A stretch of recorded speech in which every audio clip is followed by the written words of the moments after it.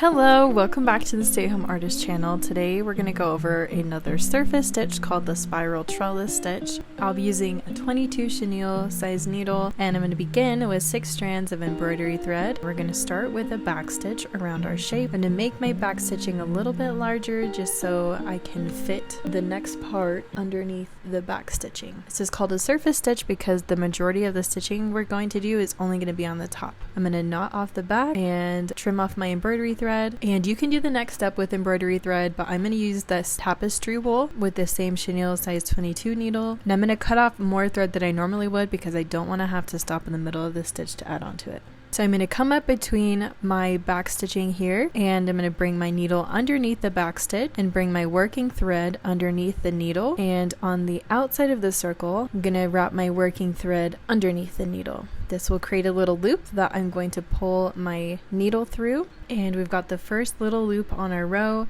Be sure not to pull it too tight.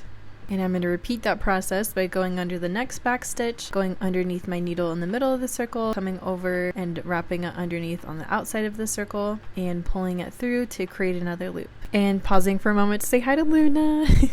So now that I've got my first row finished, I'm going to essentially do the same thing but adding on to the first row that we finished.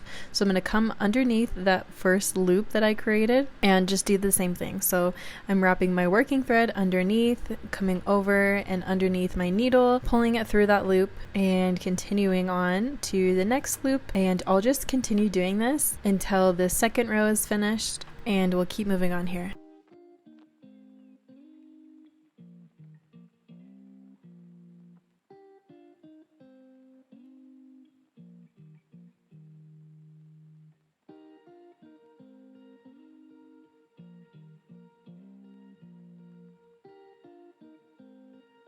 I took my hoop off of my embroidery stand for just a second because it's a little bit easier for me to show you the inside layers of this stitching when it's at an angle. So each time I'm making a new loop, I'm pulling it toward the center of my circle, and it's going to give us this spiral little crochet design, and each time it's going to get a little bit smaller.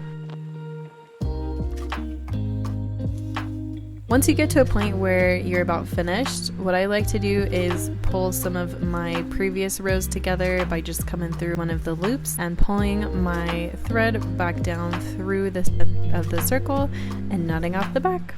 And there you have it. I hope you enjoyed this tutorial. Thanks for joining me today. Please hit subscribe if you learned something. Have a great day.